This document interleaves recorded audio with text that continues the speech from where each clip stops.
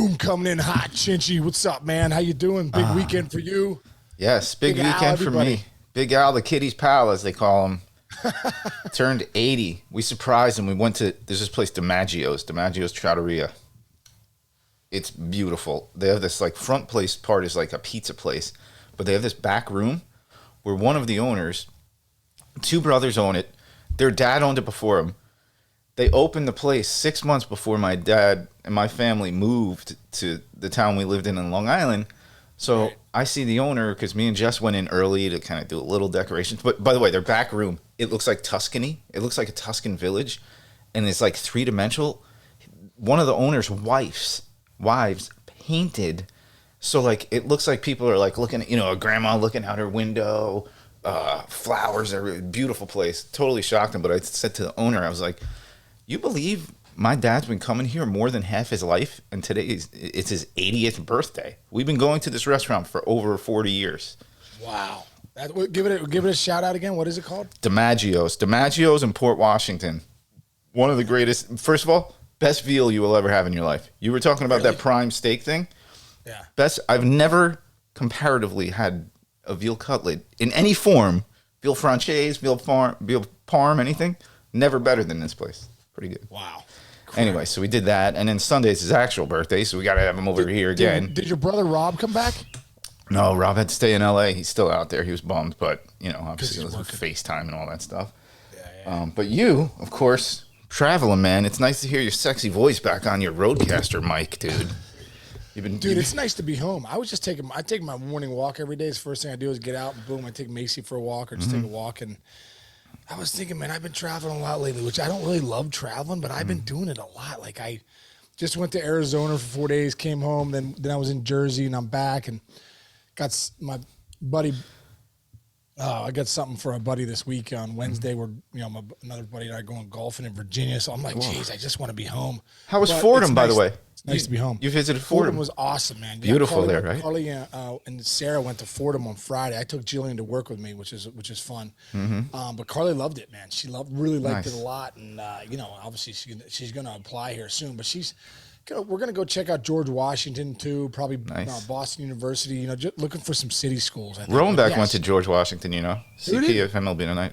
Romebeck went to G-Dubs. Oh, did he go to G-Dub? I got to talk to him. Yeah. Oh, he loved it. Oh, he loved it. He loved G-Dub? Loved it. Loved being down there. That's good. So we're going to check that out. But yeah, she loved it, man. She loved it. I tell you what, though, coming back last night, I had week 7 of Breakthrough Pro, and we had a 1 o'clock flight. Dude, it got canceled. So I'm like, not canceled. Got pushed back till 2, pushed back to 3, pushed back to 4. Now I'm like, now I'm starting to sweat. I'm texting JD like, hey, I don't know, I might just come in on Zoom and see what's happening. So text back to 5. Now I'm like, okay, we're gonna have to rent a car and get home because now I'm going to Sarah's got her, last round of radiation this week, so she's got to be back. You're loaded. So I'm like, okay, now we got to rent a car and drive home. So I start looking into that, dude. It like these pilots show up at like 5:30. They had taken an Uber from Albany. The pilots, because it was such bad weather. Oh yeah, all over the place. They took an Uber from Albany to get to Newark. Wow. Got on the flight, and then we get on the runway, dude. And if we had left right then, I would have made it. But we get on the runway, and they're like, they're rerouting us, all that stuff, of course. So it was like 6:15. But it's like, hey, we talk about, like, where no one's exempt from the uncertainty of life. So I was like, hey man, there's nothing I can do about it. So right when we landed about 7:10. I'm in the car, not 7:10. It's still about 7:20. I'm in the car.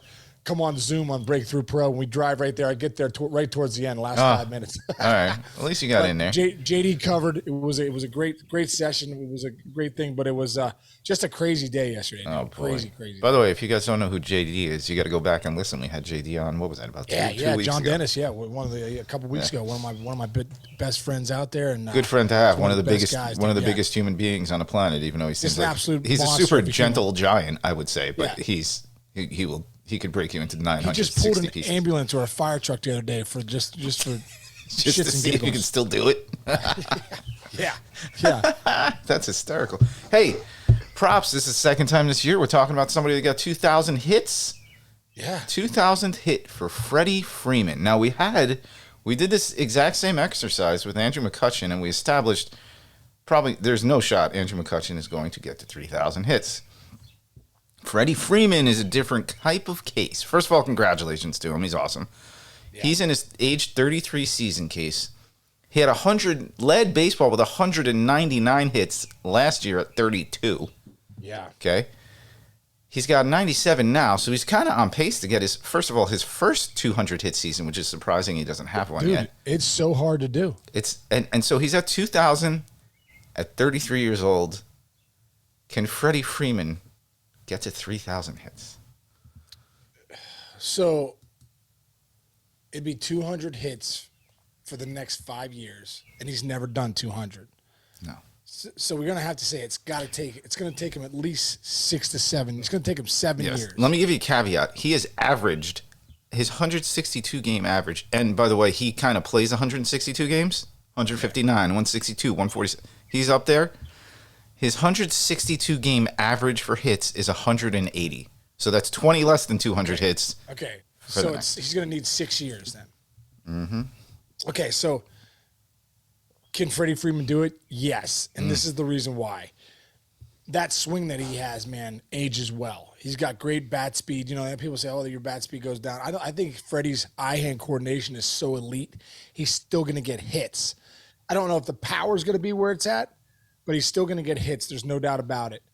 I think the biggest thing is, dude, when you get into your 30s, this is when, like, you really start getting banged up. I mean, you just do. You start – a hamstring or a quad or you don't want a shoulder or something. You got to stay healthy. So it would be 6 years of him staying at this level, getting 180 plus hits a year, up till he's 39, 40 years old. Mm-hmm. Freddie Freeman could do a place first base, so it's not a totally demanding position as far as like ranging to your left, ranging to your right, having to run in the outfield, having to make diving plays. At first base, you're pretty much set. It's a step in a dive position. So that ages well. Good. Right. Good point. His swing age as well. Cause it's, he's such a handsy hitter. He's not a big, body type, big leg kick, all that stuff. He's a low step go guy. DH is in both leagues now, ages well. Helps him so much. The DH helps him so much. So, freaking Freddie Freeman get to 3,000, yes, but a lot of things have to go right. I know. It's so crazy. Okay, so this takes me to, I pulled up this other list, which is the active hit leaders in Major League Baseball. Oh, wait, so maybe this is the third guy. Votto's got 2,000, or Miggy's got 3,119. So I'm looking at this list, and there is an argument, Sean, that he might possibly be the last 3,000 hit guy, and I'll explain that after this. Okay. But so Votto, we don't think there's no shot. He's got 2,098. He's 39 years old. He's number 2. Correct? No way. Yep. Nelson Cruz, 2,049. No shot. Now, granted, Nelson Cruz might play till he's 65 because he's 42 right now. Yeah, but he's not getting 3,000 hits. I'm looking at Elvis Andrus, and I'm like, wow, 2,036. He's spry, whatever. We don't realize he's 34 years old. Right. He's not getting the 3,000. So now I'm just going to give you hit total and age, and I'll just start ripping down a list, and you just go yes, no, possible, no, whatever. McCutchen, 2009, we said no, 36. No, how old's Kutch? Kutch is 36. Right? Yeah, no. All right, I'm skipping Freeman. Altuve, 33 years old, 1,961 hits. I worry about his health. Got it. Evan Longoria, 37 years old, 1911.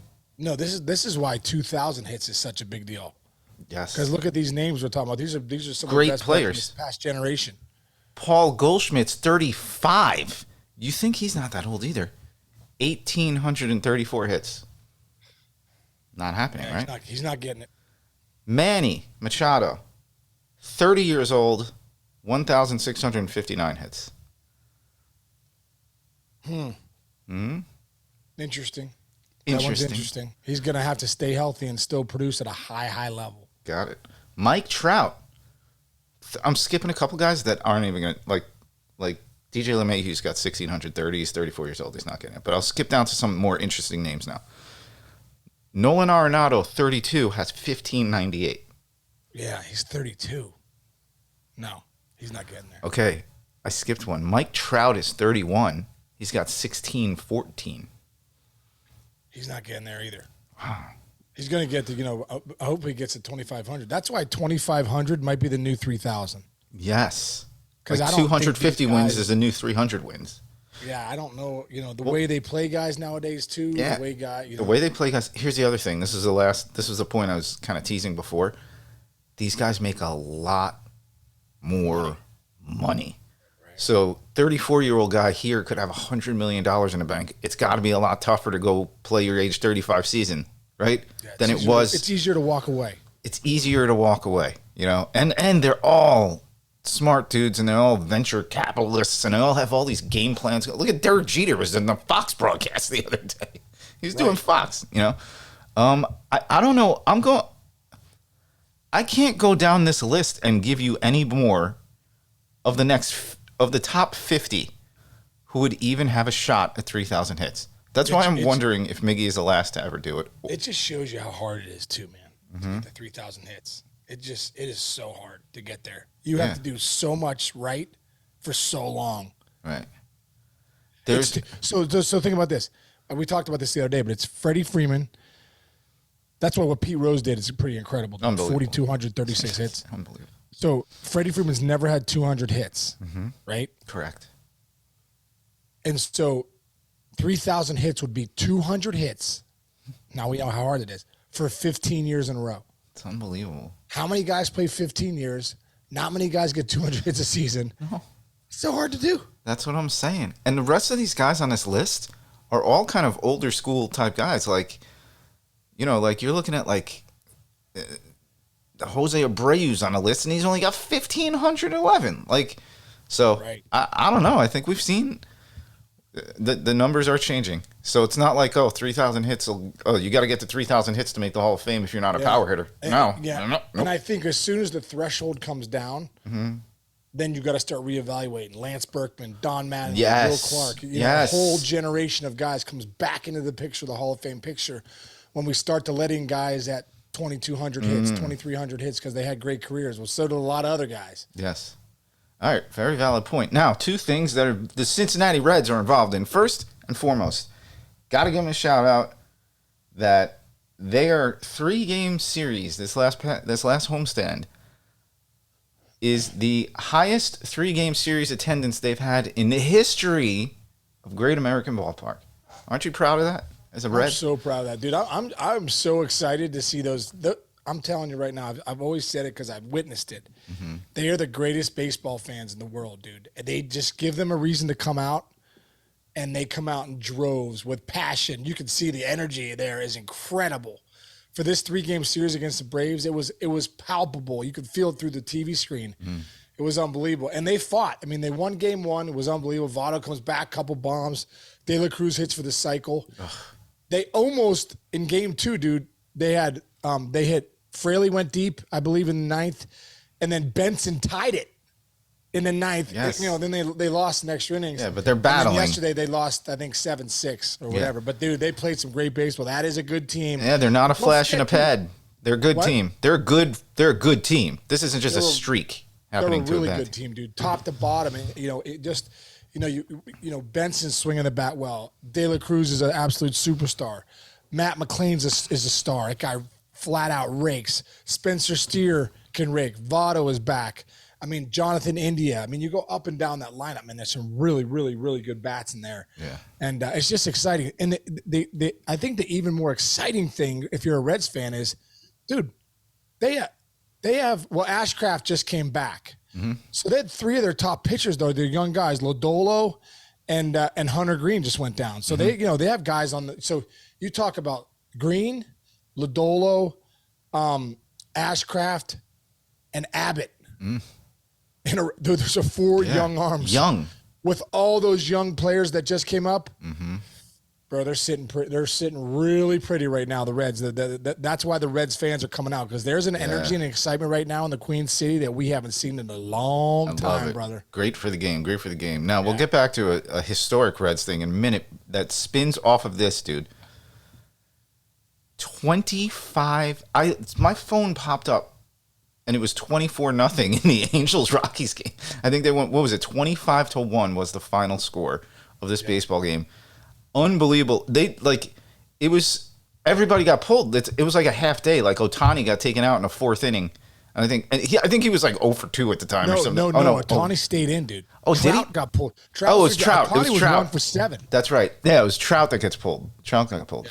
But it's Ohtani was like, no, keep me in. I'm in Colorado. I want to go deep. Yeah, that's so funny. Dude, what's your take on that game, and have you ever been in a game like that? Well, 25-1, yeah. Only in Colorado, man. Only in Colorado. No lead safe, and I don't even know if that lead's safe. When you get to the ninth, you're like, it could put up 25 runs here. It's just, playing in Colorado, what's the biggest difference about playing in Colorado, man, is that the balls, I know the air, obviously, because the elevation is thinner, so it does travel. Mm-hmm. But the field's big. Huge. So there's a lot of grass. So your bloopers a lot of times fall in. The second thing is the pitching. That curveball that you face, I remember facing Darryl Cobb. Darryl Cobb, one of the best 12-6 curveballs the game's ever seen. Mm-hmm. When he was in Colorado, he got hammered because that curveball, for whatever reason, in that elevation, doesn't bite. That spin rate really doesn't matter as it does elsewhere. And then, when he went to St. Louis, I was like, this is the same guy, Darryl Cobb. Then he was nasty again with that curveball. So the bottom line is when you see a game like 25-1, whoever was on the mound, stuff was not moving that well, and it was moving, finding barrels. Okay, now it does remind you of a game that we just looked up that you were involved with, Sean. Yeah, dude, the 99 Reds right here. 99 Reds. We had a game we won.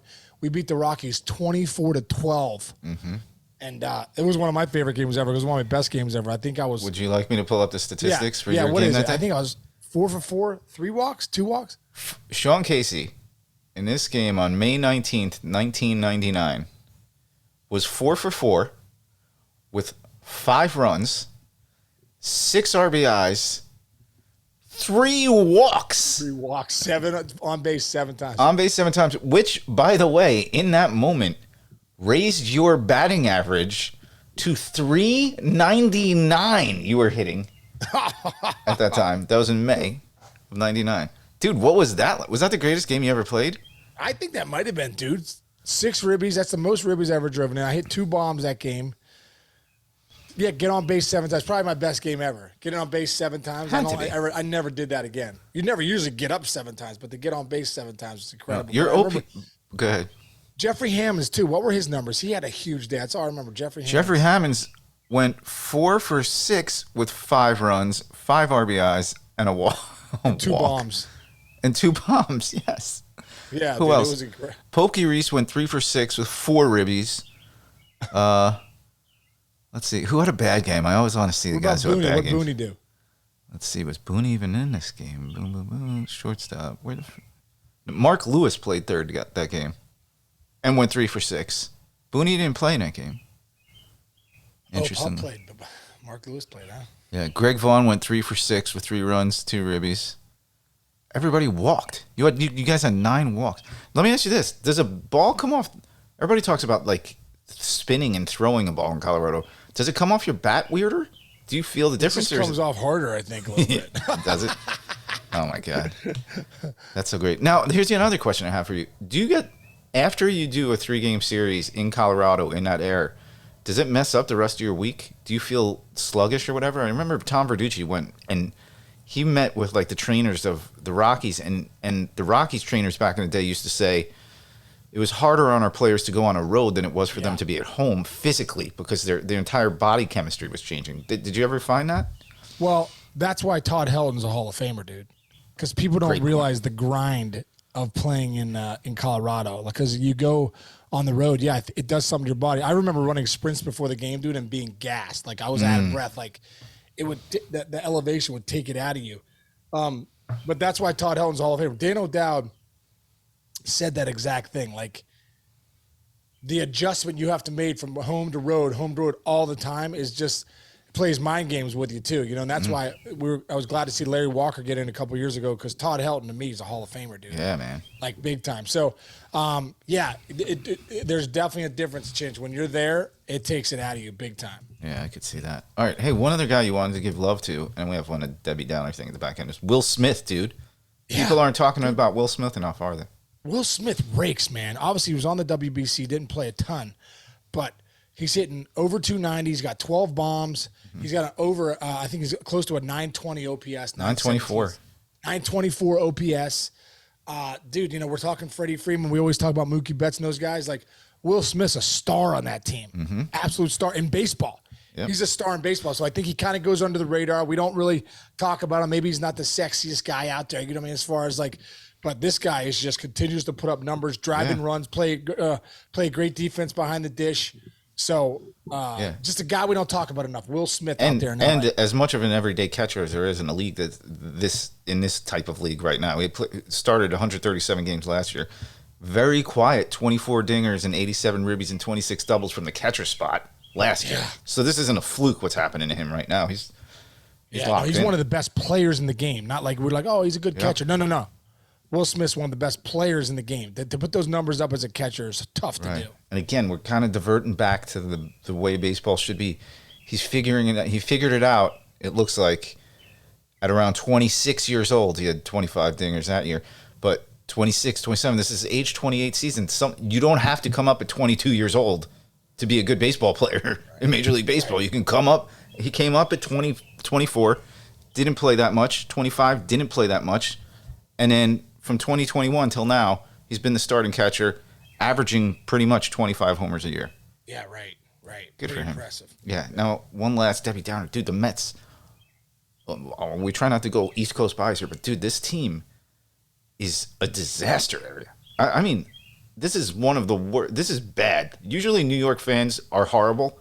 They have every right to be this screwed up about this team right now. What's your take? Last night was horrible. What happened in that inning in the 8th? It was just like one of the weirdest innings I've ever seen. Yeah. Philadelphia sent 10 batters to the plate, scored 4 runs despite only getting 1 hit. JT Realmuto hit a single with 1 on, nobody out. So from there, the Phillies scored 1 run on an error-aided fielder's choice, 1 on a bases-loaded walk, and 2 on back-to-back bases-loaded hit by pitches. Like Rob Thompson said, he's never seen. I'm not sure I've ever seen that before. He's been in the game since 1985. It's terrible. It was just incredible. It was just, yes. You know what? Listen, I think this is the way the Mets are playing right now. Not great baseball, but that was a weird one to watch yesterday, man. Yeah. Lose the game the way they did. Well, they've had a few like that. So now let me ask you this, dude. What's today's? The 26th of June. They are 15 games out in the NL East, and the Braves are not going anywhere. Here's a bigger problem. The Mets are 8 back of the wild card.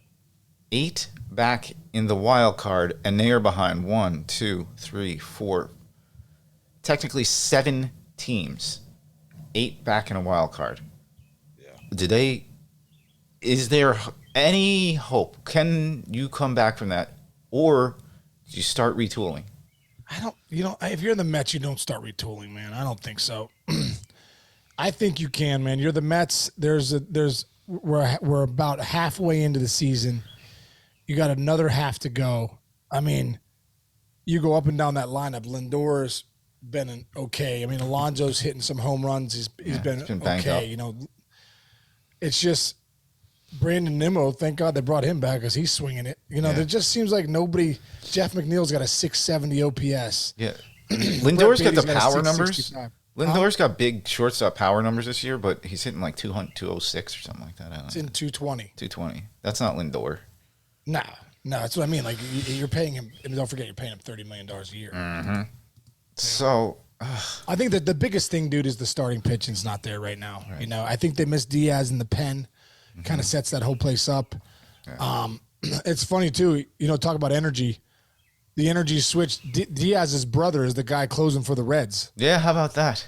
And he's got the little version of the trumpet song coming out, and the place goes crazy. So maybe the Reds took the Mets mojo from last year, but they got to get it going, man. That starting rotation really needs to pick it up. Yeah. At the end of the day. By the way, speaking of wild card, I'm just looking at the AL right now. Yeah. Baltimore has a 5.5 game lead in the wild card over the next best wild card team. They are sitting pretty, man. They're 47-29. They are really good, man. And dude, you've been whispering to me about the Red Sox. They are sneaking around. They are hanging around. They're a game over 500 now. They're right there, man. The Red Sox. The AL wild card is a thing. That's a thing right now for sure. The Angels 42-37. It's so funny, dude. We think sometimes you look at this year and you're like, the Astros aren't that good, and they're 42-36. Yeah. But they are good. They're still good. The sky is falling for the Yankees, and they are 8 games over 500. They'd be in first place in like 3 divisions. I know, it's incredible. It's funny. Toronto's up there too, dude. Toronto, the Yankees, and Baltimore are battling for that wild card spot right now. Yeah, Toronto keeps going up and down too. They start going down towards 500, then they make a run. They go streaks. They streak. Yeah. And like I said, Alek Manoah hasn't even been a factor. Yep. So. Yeah, right now in the American League, you got 8 teams within 5 games of a wild card spot. In the NL, you have 1, 2, 3, 4, 5. Only 5 teams within 5 games of a wild card spot, but it's tighter there. Philly, Milwaukee are both 3 back. Then the Dodgers and San Francisco half up on them. And Miami's 1 up on them. Some good baseball teams this year. Yeah, and I would say too, successful games out there in London, man. Cubs, Cardinals, successful game. The fans came out. That was pretty fun to watch. Ian Happ hit 2 pumps for night 1, and then the Cardinals, so they split it. Cubs 1-1, Cardinals 1-1. Yeah, it was cool seeing Ian Happ do that. He's the nicest guy in the world. Great guy, dude. Great guy. All right. So what do you got? What do you got for the rest of the day here? You gonna relax? Why don't you relax one day for your life? I'm gonna relax. I am gonna relax. I'm gonna go get a quick workout in and get my act together, and then do the same. Figure something out with the girls. All right, bro. We'll catch up tomorrow then. All right, Chinch. Love you, buddy. Thanks for listening, everybody. We'll see you tomorrow. Yep.